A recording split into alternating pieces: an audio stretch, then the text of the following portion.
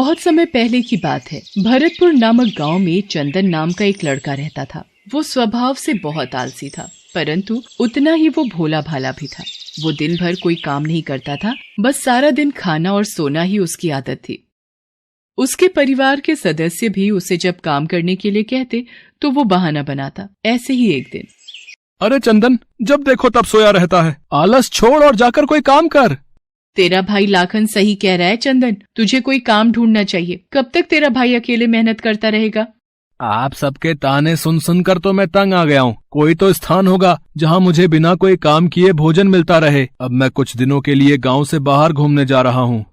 इतना कहकर चंदन घर से निकल पड़ा। यूं ही भटकते हुए वो एक आश्रम में पहुंचा।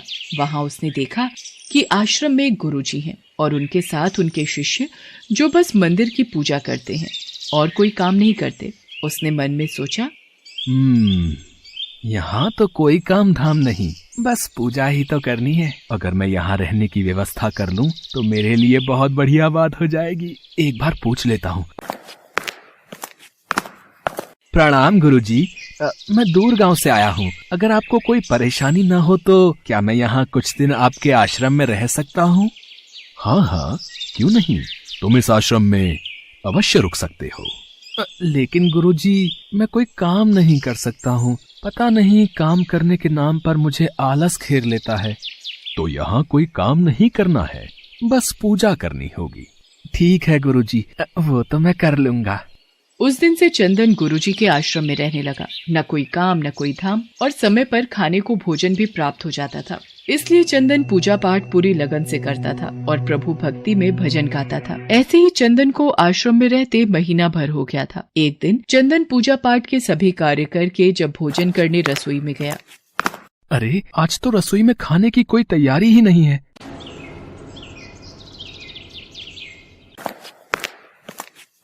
गुरुजी, आज खाना नहीं बनेगा क्या? चंदन, आज एकादशी है। आज आश्रम में सबका उपवास है और आज तुम भी उपवास रखो। आज भोजन नहीं बनेगा।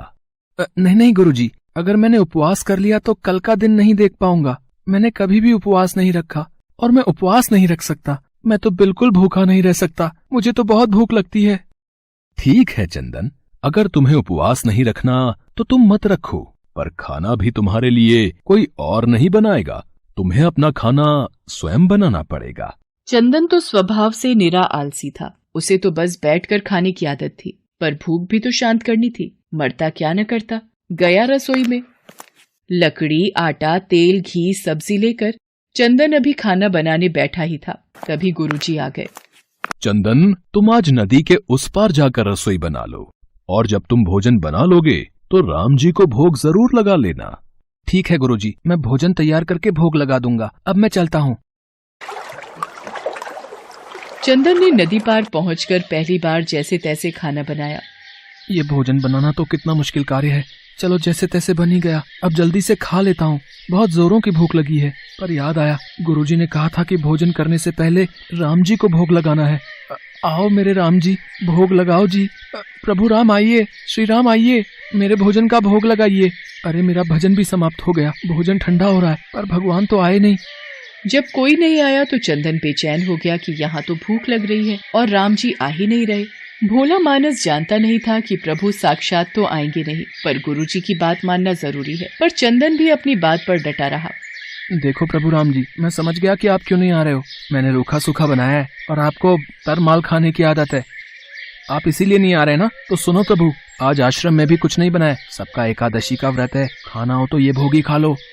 वो कहते हैं ना, भगवान भी भक्त के वश में होते हैं। श्री राम अपने भक्त की सरलता पर बड़े मुस्कुराए और माता सीता के साथ प्रकट हो गए। गुरुजी ने तो कहा था कि राम जी आएंगे, पर यहाँ तो माता सीता भी आई हैं और मैंने तो भोजन बस 2 लोगों का बनाया है। अगर एक को भोजन खिलाऊंगा तो दूसरे को ना पूछूं तो वो भी तो अच्छी बात नहीं है ना। कोई बात नहीं, मैं आज इन दोनों को ही भोजन खिला देता हूँ। मैं आज भूखा रह लूंगा। प्रभु, आपके इस भक्त ने तो भोजन बहुत ही स्वादिष्ट बनाया है। तभी तो मैंने तुम्हें यहाँ अपने साथ आने का आग्रह किया था। प्रभु, आप दोनों को मेरे हाथ का भोजन स्वादिष्ट लगा, ये जानकर मुझे बहुत खुशी हुई है। पर मुझे लग रहा था कि आप अकेले आएंगे, पर आप तो 2 लोग आए हैं, इसलिए मैं भूखा रह गया। पर अगली एकादशी पर ऐसा न करना। पहले बता देना कि कितने जन आ रहे हो, और हाँ, थोड़ा जल्दी आ जाना।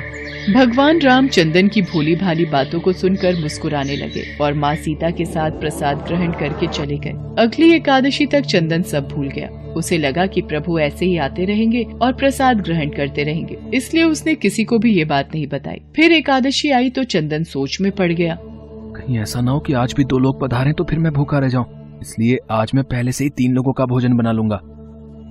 गुरुजी, मैं नदी पार रसोई बनाने जा रहा हूँ, पर आज थोड़ा ज्यादा अनाज लगेगा, भोजन पर 2 लोग आते हैं। लगता है तू भूख के मारे बावला हो रहा है। ठीक है, ले जा और अनाज ले जा। अब की बार चंदन ने 3 लोगों का खाना बनाया। फिर राम जी को पुकारा, प्रभु राम आइए, सीता राम आइए, मेरे भोजन का भोग लगाइए। भगवान की महिमा भी निराली है। उन्हें भी अपने भक्त के साथ हंसी ठिठोली करने में बड़ा मजा आता है। इस बार श्री राम माता सीता के साथ भरत, लक्ष्मण, शत्रुघ्न और हनुमान जी को लेकर आ गए। अरे ये क्या, एक का भोजन बनाया तो 2 आए, आज 2 का भोजन बनाया तो पूरा खानदान आ गया। लगता है आज भी भूखा ही रहना पड़ेगा। चंदन ने सबको भोजन खिलाया और बैठे बैठे देखता रहा। अनजाने ही उसकी आज भी एकादशी हो गई। फिर अगली एकादशी पर चंदन ने गुरुजी से कहा, गुरुजी, ये आपके प्रभु राम जी अकेले क्यों नहीं आते? हर बार कितने सारे लोग ले आते हैं, इस बार अनाज ज्यादा देना। ये चंदन हर बार मेरे से अनाज बढ़ा कर ले जाता है, कहीं ये अनाज को बाजार में बेचता तो नहीं है। मुझे इसके पीछे जाकर देखना पड़ेगा। ठीक है चंदन, भंडार में से जितना अनाज चाहिए ले लो। चंदन जब अनाज लेकर नदी पार चला गया तो गुरुजी भी छुपकर उसे देखने चल पड़े। इस बार भोजन पहले नहीं बनाऊंगा, पता नहीं कितने लोग आ जाएं। पहले बुला लेता हूँ फिर बनाता हूँ। प्रभु राम आइए, श्री राम आइए, मेरे भोजन का भोग लगाइए। देखते ही देखते सारा राम दरबार मौजूद हो गया। राम जी मुस्कुराए। सीता माता भी गदगद हो गई चंदन के मासूम जवाब से। प्रभु ये क्या, हम सब तो आपके साथ यहाँ पर भोजन के लिए पधारे हैं, पर यहाँ पर तो प्रसाद तैयार ही नहीं है। प्रभु इस बार मैंने ना खाना नहीं बनाया। क्यों चंदन, आज तुमने हमारे लिए प्रसाद क्यों नहीं बनाया? राम जी, भोजन बनाकर क्या फायदा, मैं तो भूखा ही रहूंगा, फिर क्या फायदा बनाने का? आप ही बना लो और खुद ही खा लो। क्या करें भैया, भक्त की इच्छा है, पूरी तो करनी ही पड़ेगी। चलो लग जाओ काम पर। लक्ष्मण, तुम लकड़ी काट लो, देवी सीता तुम आटा गूंथ लो, मैं चूल्हे की तैयारी। राम जी के साथ सब मिलकर रसोई बनाने लगे। चंदन एक तरफ बैठकर देखता रहा। माता सीता राम जी के साथ जब रसोई बना रही थी तो कई ऋषि मुनि व यक्ष गंधर्व प्रसाद लेने आने लगे। यहाँ तो कोई दिखाई नहीं दे रहा, ये बिना भोजन बनाए अकेला भूखा क्यों बैठा है? चंदन बेटा, क्या बात है, खाना क्यों नहीं बनाया? गुरुजी, आप अच्छा किया गुरुजी, आप आ गए। देखिए कितने लोग आते हैं प्रभु के साथ। मुझे तो यहाँ पर कुछ नहीं दिख रहा सिवाय तुम्हारे और अनाज के। एक तो इतनी मेहनत करवाते हैं प्रभु, भूखा भी रखते हैं, और ऊपर से गुरुजी को दिख भी नहीं रहे। ये और बड़ी मुसीबत है। राम जी, आप गुरुजी को दिख क्यों नहीं रहे? चंदन, मैं उन्हें नहीं दिख सकता। क्यों? गुरुजी तो बड़े पंडित हैं, ज्ञानी है, विद्वान है, उन्हें तो बहुत कुछ आता है, उनको क्यों नहीं दिखते आप? माना कि उनको सब आता है, पर वे सरल नहीं हैं तुम्हारी तरह, इसलिए उनको नहीं दिख सकता। गुरुजी, प्रभु कह रहे हैं कि आप सरल नहीं हैं, इसलिए आपको नहीं दिखेंगे। वाकई मैंने सब कुछ पाया, पर तुम्हारी तरह सरलता नहीं पा सका, और प्रभु तुम मन की सरलता से ही मिलते हैं। पर हे प्रभु श्री राम, मेरी आपसे विनती है कि मुझे अपने दर्शनों से कृतार्थ करें। प्रभु श्री राम प्रकट हो गए और गुरुजी को भी दर्शन दिए। इस तरह एक भक्त के कहने पर प्रभु ने रसोई बनाई। गुरुजी समझ चुके थे कि चंदन मन का बहुत ही भोला भाला है और भगवान तो अपने भक्तों के सच्चे प्रेम को लालायित रहते हैं। चंदन को भगवान के साक्षात दर्शन की बात सुनकर उसकी माता और भाई भी बहुत गर्वित होते हैं। चंदन अब घर लौट आया था। वो अपनी माँ और भाई के कामों में भी हाथ बटाने लगा था। उसे विश्वास था कि वो जो भी भोजन बनाएगा प्रभु श्री राम उसे जरूर खाने आएंगे।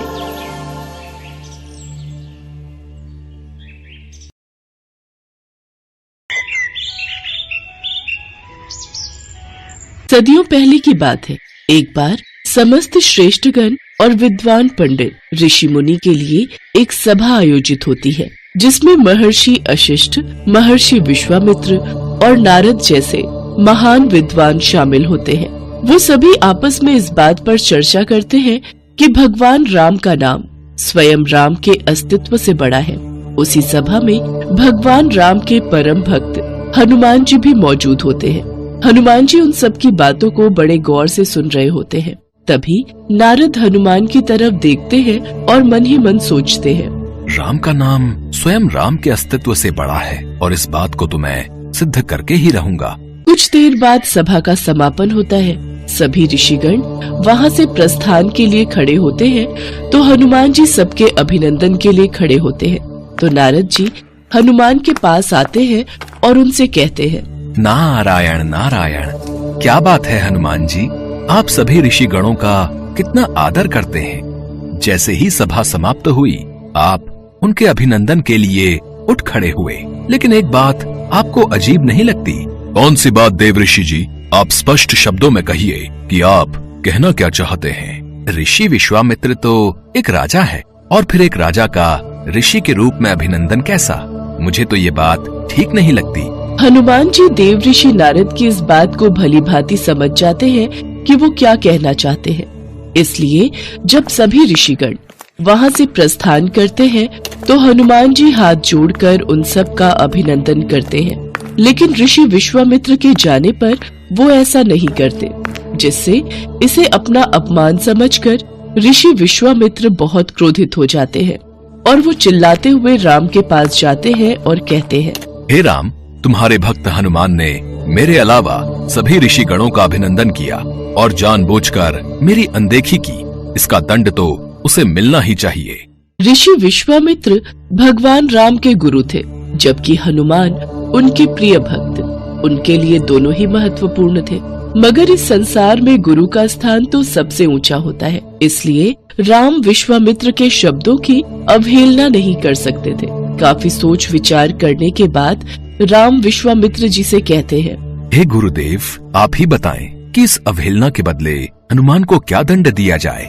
उनकी बात सुनकर ऋषि विश्वामित्र क्रोधित हो जाते हैं और उनके ऊंचे स्वर से समस्त सभा कांप जाती है। राम, हनुमान को मृत्यु दंड दिया जाए, मृत्यु दंड, और इसे मृत्यु दंड तुम्हारे हाथों दिया जाए, यही इसकी सजा है। अपने गुरुदेव के मुंह से ऐसी बात सुनकर राम आश्चर्यचकित हो जाते हैं और हनुमान के लिए अपार प्रेम होते हुए भी ऋषि विश्वामित्र की बात का समर्थन करने पर विवश होकर कहते हैं, हनुमान, तुम्हारा ये दंड क्षमा योग्य नहीं है, तुम्हें मृत्यु दंड अवश्य दिया जाएगा। जैसी आपकी इच्छा प्रभु, आपके हाथों मृत्यु पाना तो मेरा सौभाग्य होगा।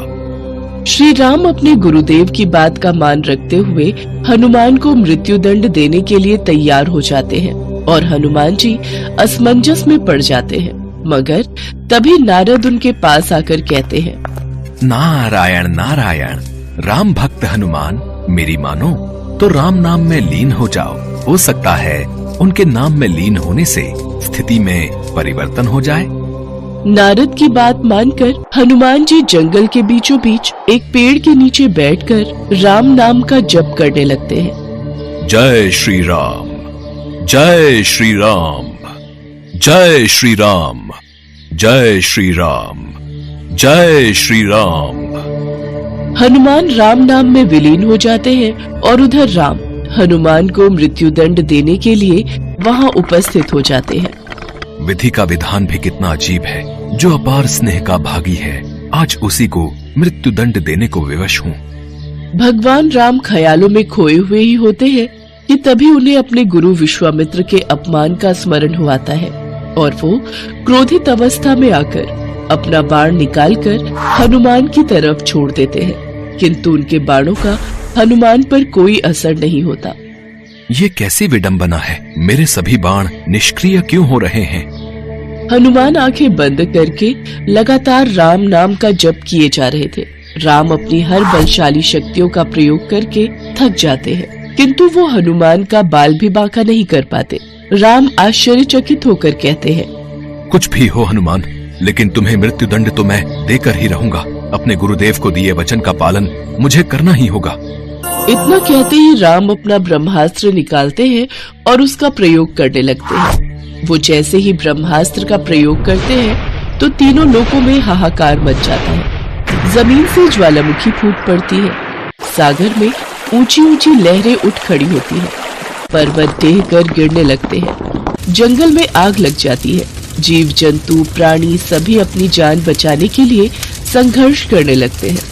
किंतु राम नाम में लीन हनुमान अभी भी राम नाम के जप में लीन रहते हैं। उन पर ब्रह्मास्त्र भी बेअसर रहता है। राम नाम का जप हनुमान के लिए सुरक्षा कवच का काम करता है। इतनी प्रलय और राम नाम की शक्ति देख नारद ऋषि विश्वामित्र के पास जाते हैं और उन्हें सारी सच्चाई बता देते हैं। फिर ऋषि विश्वामित्र राम को अपने वचन से मुक्त कर देते हैं। नारद ये सिद्ध करने में सफल हो जाते हैं कि राम नाम की शक्ति स्वयं राम के अस्तित्व से कई गुना अधिक शक्तिशाली है।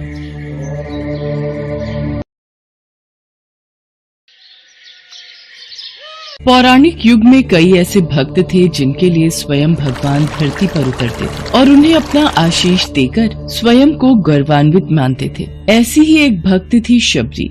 शबरी का असली नाम श्रमणा था। ये भील समुदाय की शबर जाति से संबंध रखती थी। इसी कारण कालांतर में उनका नाम शबरी हुआ। इनके पिता भीलों के मुखिया थे। उन्होंने श्रमणा का विवाह एक भील कुमार से तय किया था। लेकिन आदिवासियों की एक प्रथा थी, किसी भी अच्छे कार्य से पहले जानवरों की बलि दी जाती थी। इसी प्रथा को पूरा करने के लिए शबरी के पिता शबरी के विवाह के एक दिन पूर्व 100 भेड़ बकरियां लेकर आए। तब शबरी ने पिता से पूछा, पिताजी इतनी सारी भेड़ बकरियां क्यों लाए हो? शबरी बिटिया, ये हम भीलों की एक प्रथा है जिसके अनुसार कल प्रातः तुम्हें विवाह की विधि शुरू करने से पूर्व इन सभी भेड़ बकरियों की बलि दी जाएगी। अच्छा, मुझे तुम्हारे विवाह के लिए बहुत काम है, मैं अभी आता हूँ। माँ, ये कैसी परंपरा है जिसके कारण बेजुबान और निर्दोष जानवरों की हत्या की जाती है? बेटी, ये प्रथा शुरू से ही चली आ रही है। मेरे विवाह के समय भी ऐसा ही हुआ था। प्रथा के बारे में सुन शबरी को बहुत दुख हुआ। वो पूरी रात उन भेड़ बकरियों के पास बैठी रही और उनसे बातें करती रही। उसके मन में एक ही विचार था कि कैसे वो इन निर्दोष जानवरों को बचा पाए। तब एकाएक शबरी के मन में ख्याल आता है, नहीं, मेरे कारण इन निर्दोष पशुओं की बलि नहीं दी जाएगी। मुझे भोर होने से पूर्व ही घर से भागना होगा। मैं भली भांति जानती हूँ, अगर एक बार मैं इस तरह अपना विवाह छोड़कर घर से भागूंगी तो कभी इस घर में मुझे वापस आने का मौका नहीं मिलेगा। शबरी के माता पिता गहरी निद्रा में सो रहे थे। शबरी उनको आखिरी बार प्रणाम करके घर से निकल जाती हैं, जिसके बाद शबरी एक घने जंगल में पहुंचती हैं। शबरी जंगल में भटक रही थी। तब उसने शिक्षा प्राप्ति के उद्देश्य से कई गुरुवरों के आश्रम में दस्तक दी, लेकिन शबरी तुच्छ जाति की थी, इसीलिए उसे सभी ने दुत्कार के निकाल दिया। तेरा इतना साहस कि तू हमसे शिक्षा ग्रहण करने के विचार से आई है। तू एक तुच्छ जाति की भील कन्या है, इसलिए हम तुझे शिक्षा देकर स्वयं को पाप के भागीदार नहीं बना सकते। तू अभी के अभी ये आश्रम छोड़कर चली जा। तेरे लिए इस आश्रम में कोई स्थान नहीं है। ऋषिवर की बातों को सुनकर शबरी शांत भाव से उन्हें प्रणाम करके वहाँ से चली जाती है। शबरी भटकती हुई मतंग ऋषि के आश्रम पहुँचती है। प्रणाम मुनिवर। जीती रहो पुत्री, कौन हो तुम? मुनिवर, मेरा नाम शबरी है। शबरी ने अपना परिचय देते हुए मतंग ऋषि से शिक्षा प्राप्ति की इच्छा व्यक्त की। मतंग ऋषि ने शबरी को सहर्ष अपने गुरुकुल में स्थान दे दिया। अन्य सभी ऋषियों ने मतंग ऋषि का तिरस्कार किया, लेकिन मतंग ऋषि फिर भी अपने कथन से पीछे नहीं हुए। उस दिन से शबरी ने गुरुकुल के सभी आचरणों को आसानी से अपना लिया और दिन रात अपने गुरु की सेवा में लग गई। शबरी जतन से शिक्षा ग्रहण करने के साथ साथ आश्रम की सफाई, गौशाला की देखरेख, दूध दोहने के कार्य के साथ साथ सभी गुरुकुल के वासियों के लिए भोजन बनाने के कार्य में लग गई। कई वर्ष बीत गए। मतंग ऋषि शबरी की गुरु भक्ति से बहुत प्रसन्न हुए। मतंग ऋषि का शरीर दुर्बल हो चुका था, इसलिए उन्होंने एक दिन शबरी को अपने पास बुलाया और कहा, पुत्री, मेरा शरीर अब दुर्बल हो चुका है, इसलिए मैं अपनी देह यहीं छोड़ना चाहता हूँ। लेकिन उससे पहले मैं तुम्हें आशीर्वाद देना चाहता हूँ। बोलो पुत्री, तुम्हें क्या चाहिए? हे गुरुवर, आप ही मेरे पिता हैं। मैं आपके कारण ही जीवित हूँ। आप मुझे अपने साथ ही ले जाएं। नहीं पुत्री, तुम्हें मेरे बाद मेरे इस आश्रम का ध्यान रखना है। तुम जैसी गुरु परायण शिष्या को उसके कर्मों का उचित फल मिलेगा। एक दिन भगवान राम तुमसे यहाँ मिलने आएंगे और उस दिन तुम्हारा उद्धार होगा और तुम्हें मोक्ष की प्राप्ति होगी। इतना कहकर मतंग ऋषि अपनी देह त्याग कर समाधि ले लेते हैं। उसी दिन से शबरी हर रोज प्रातः उठकर बाग जाती, ढेर सारे फल इकट्ठा करती, सुंदर सुंदर फूलों से अपना आश्रम सजाती। शबरी को भगवान राम के आने का कोई निश्चित दिन नहीं पता था। उसे केवल अपने गुरुवर की बात पर यकीन था, इसलिए वो रोज राम के इंतजार में समय बिता रही थी। वो रोजाना यही कार्य करती थी। एक दिन शबरी आश्रम के पास के तालाब में जल लेने गई। वहीं पास में एक ऋषि तपस्या में लीन थे। जब उन्होंने शबरी को जल लेते देखा तो उसे अछूत कहकर उस पर एक पत्थर फेंक कर मारा और उसकी चोट से बहते रक्त की एक बूंद से तालाब का सारा पानी रक्त में बदल गया। तुझ अछूत के रक्त से इस तालाब का जल अपवित्र हो गया। तूने पाप किया है, तू पापिन है। मेरे क्रोध से बचना है तो इसी क्षण यहाँ से चली जा।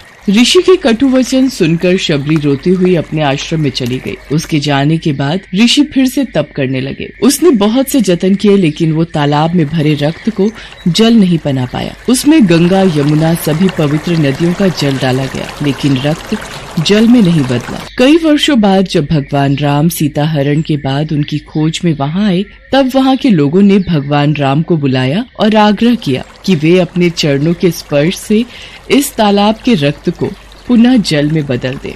राम, आप अपने चरण स्पर्श से इस तालाब के रक्त को पुनः जल में बदलने की कृपा करें। यदि मेरे इस कार्य से आप सबका भला होता है तो मैं ऐसा ही करूँगा ऋषिवर। राम उनकी बात सुनकर तालाब के रक्त को चरणों से स्पर्श करते हैं लेकिन कुछ नहीं होता। ऋषि उन्हें जो करने को बोलते हैं राम वे सभी मंत्रोच्चारण करते हैं लेकिन रक्त जल में नहीं बदलता। तब राम ऋषि से पूछते हैं, हे ऋषिवर, मुझे इस तालाब का इतिहास बताएं। यहाँ ऐसा क्या घटित हुआ जिस कारण इस तालाब का जल रक्त में बदल गया। राम जी की बात सुनकर ऋषि उन्हें शबरी और तालाब की पूरी कथा बताते हैं और कहते हैं, हे प्रभु राम, ये जल उसी तुच्छ जाति की शबरी के कारण अपवित्र हुआ है। हे ऋषिवर, ये रक्त उस देवी शबरी का नहीं, मेरे हृदय का है जिसे आपने अपने अपशब्दों से घायल किया था। मुझे देवी शबरी से मिलना है। उन्हें हमारे आने का संदेशा भिजवा दीजिए। तब शबरी को बुलावा भेजा जाता है। शबरी राम के आने की प्रतीक्षा में अपनी कुटिया को सजा रही थी। राम का नाम सुनते ही शबरी दौड़ी चली आती है। क्या मेरे राम आए हैं? शबरी के राम आ गए, मेरे प्रभु राम आ गए। मतंग ऋषि का कथन सत्य हुआ, मेरे राम आ गए। शबरी का उद्धार करने मेरे राम आ गए। जिनको देखने के लिए ये आंखें तरस रही थी वो प्रभु श्री राम आ गए। शबरी मेरे प्रभु राम कहती हुई जब तालाब के पास पहुंचती है तब शबरी के पैरों की धूल तालाब में चली जाती है और तालाब का सारा रक्त जल में बदल जाता है। तब भगवान राम कहते हैं, देखिए ऋषिवर, आपके कहने पर मैंने सब किया लेकिन ये रक्त भक्त शबरी के पैरों की धूल से जल में बदल गया। राम की बातों को सुनकर ऋषिवर को अपने कथन पर बहुत ग्लानि होती है। शबरी जैसे ही भगवान राम को देखती हैं, उनके चरणों को पकड़ लेती हैं और अपने साथ आश्रम लाती हैं। उस दिन भी शबरी रोज की तरह सुबह से अपना आश्रम फूलों से सजाती हैं और बाग से चक कर सबसे मीठे बेर अपने प्रभु राम के लिए चुनती हैं। वो पूरे उत्साह के साथ अपने प्रभु राम का स्वागत करती हैं और बड़े प्रेम से उन्हें अपने जूठे बेर परोसती हैं। ये मीठे बेर आपके लिए बाग से लाई थी, आप ये ग्रहण कीजिए, मैं आपके लिए जल लाती हूँ। भगवान राम प्रेम से बेर खाने के लिए उठाते हैं, तब लक्ष्मण उन्हें रोक देते हैं। भैया, ये बेर जूठे हैं, इन्होंने ये सभी बेर चक्कर आपको दिए हैं। ये बेर जूठे नहीं लक्ष्मण, सबसे मीठे हैं क्योंकि इनमें माँ शबरी का प्रेम है। इतना कहकर भगवान राम प्यार से बेर को खाने लगे। भगवान ने जाते हुए शबरी माई से कहा, माँ, आप मुझसे जो चाहे वो मांग सकती हैं। प्रभु, मतंग ऋषि के कहने पर मैं आज तक सिर्फ आपके दर्शन करने के लिए जी रही थी। अब आप मुझे मोक्ष प्रदान कीजिए। मैं अपना शरीर आपके चरणों में त्यागना चाहती हूँ। और उसी क्षण शबरी ने अपना शरीर त्याग दिया। भगवान राम ने अपने हाथों से उनका अंतिम संस्कार किया और सीता माँ की खोज में आगे बढ़ गए। इस तरह से ऋषि मतंग की बात सच साबित हुई और शबरी को भगवान राम के दर्शन भी हुए। तभी से भगवान राम को शबरी के राम भी कहा जाने लगा।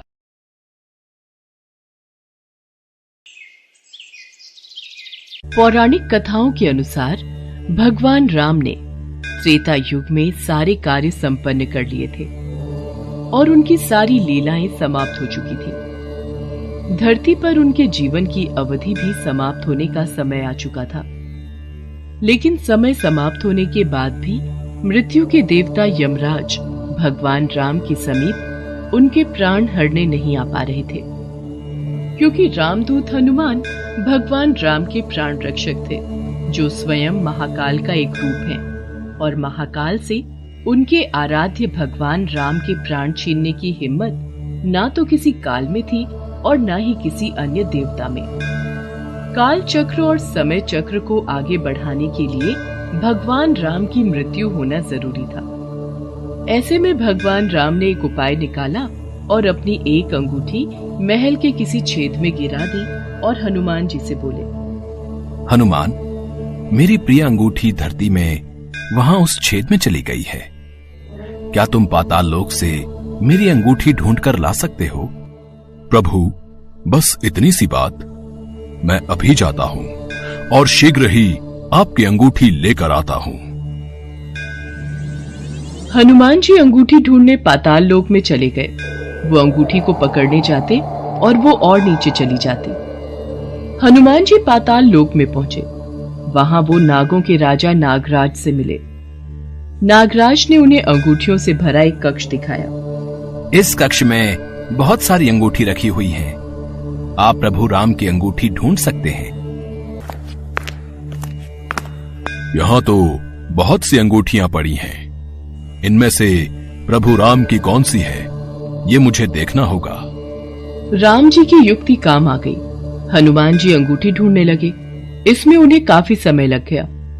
हनुमान जी को अयोध्या में न देखकर यमराज ने अयोध्या में प्रवेश किया और वे एक संत का रूप धारण कर भगवान राम जी के महल में पहुंच गए। तब संत के भेष में यमराज भगवान राम से मिले और भगवान राम से बोले, प्रभु, आपको मुझे वचन देना होगा कि हम दोनों की बातों को गुप्त रखा जाए और जो कोई भी हमारी बातों को सुने उसे मृत्यु दंड दिया जाए। आप निश्चिंत रहिए, मैं इसी क्षण सभी द्वारपालों को बाहर भेज देता हूँ। राम जी ने लक्ष्मण को बुलाया और उनसे कहा, लक्ष्मण, ये मुनिवर मेरे साथ कुछ गंभीर वार्तालाप करना चाहते हैं। तब तक तुम द्वार पर ही पहरा देना और कोई भी अंदर न आने पाए, इस बात का ख्याल रखना, वरना तुम मृत्यु दंड को प्राप्त हो जाओगे। जो आज्ञा भैया, मैं आपके आदेश का पालन करूंगा। लक्ष्मण के जाने के बाद उस संत ने भगवान राम को अपना असली रूप दिखाया और बोले, हे प्रभु, मैं आप ही का सेवक हूं और आपने ही मुझे ये कर्म दिया है कि इस संसार से समस्त जीव जंतु एवं प्राणियों का प्राण हरना, और ये मेरा धर्म भी है। मैं भगवान शिव और ब्रह्मा की आज्ञा से आपसे ये कहने आया हूं कि आपने जो अपना समय इस पृथ्वी लोक पर निश्चित किया था, वो समय पूर्ण हो चुका है और अब आपको अपने धाम लौट जाना चाहिए। इससे सभी देवी देवताओं में आपको विष्णु स्वरूप में देखकर उत्साह की लहर दौड़ जाएगी। इस पर भी हे प्रभु, आपको कुछ और समय इस पृथ्वी लोक पर बिताना है तो आप रह सकते हैं। भगवान राम तो अंतर्यामी है। वो यमराज की बातों को सुनकर मंद मंद मुस्कुरा रहे थे। भगवान राम और यमराज के बीच वार्तालाप चल ही रही थी कि इतने समय में भगवान राम के महल में दुर्वासा ऋषि आ पहुंचे। प्रणाम गुरुवर, कहिए मैं आपकी क्या सेवा कर सकता हूँ? हमें भगवान राम से मिलना है, अभी तुरंत। गुरुवर महाराज, भैया राम अभी किसी से नहीं मिल सकते। उन्होंने किसी को भी कक्ष में न आने का आदेश दिया है। मैं उनके समक्ष नहीं जा सकता। लक्ष्मण की बातों को सुनकर दुर्वासा ऋषि को क्रोध आ गया और वो श्राप देने लगे। मेरा इतना घोर अपमान! अगर मुझे राजा राम से नहीं मिलने दिया गया तो मैं पूरी अयोध्या नगरी को अपने श्राप से जलाकर भस्म कर दूंगा। अगर मैं इन्हें भैया के महल में जाने दूं तो सिर्फ मुझे ही मृत्यु दंड मिलेगा, लेकिन अयोध्या नगरी तो बच जाएगी। गुरुवर, मैं भैया को आपके आने की सूचना देकर आता हूँ। लक्ष्मण भगवान राम के कक्ष में चले गए। लक्ष्मण को सामने देख भगवान राम चौंक गए और यमराज अंतर्ध्यान हो गए। राम जी दुखी हुए कि एक राजा होने के नाते उन्हें लक्ष्मण को मृत्यु दंड देना होगा। राम जी ने अपने कुलगुरु से इस विषय में वार्तालाप किया। राम, किसी अपने का त्याग करना भी मृत्यु दंड के बराबर है, इसलिए तुम लक्ष्मण का त्याग कर दो।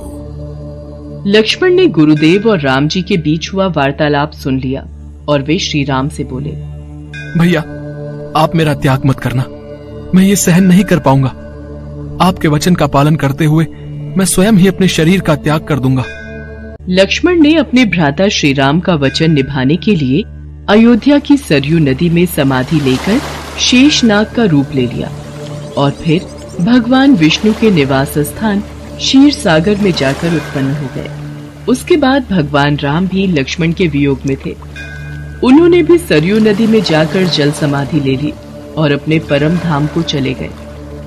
उसके पश्चात हनुमान जी जब अंगूठी लेकर वापस लौटे तो प्रभु राम को महल में ना पाकर हनुमान जी बहुत दुखी हुए। प्रभु, आपने जानबूझकर मुझे पाताल लोक में भेजा था ताकि मैं आपको रोक ना सकूं।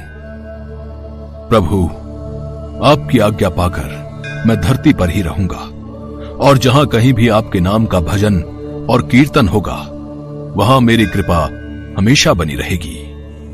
हनुमान जी को भगवान राम जी से अमरता का वरदान प्राप्त है, इसीलिए कहते हैं कि आज भी जहां कहीं पर भी भगवान राम के नाम का भजन कीर्तन होता है वहां हनुमान जी अवश्य आते हैं और भक्तों को अपना आशीर्वाद देते हैं।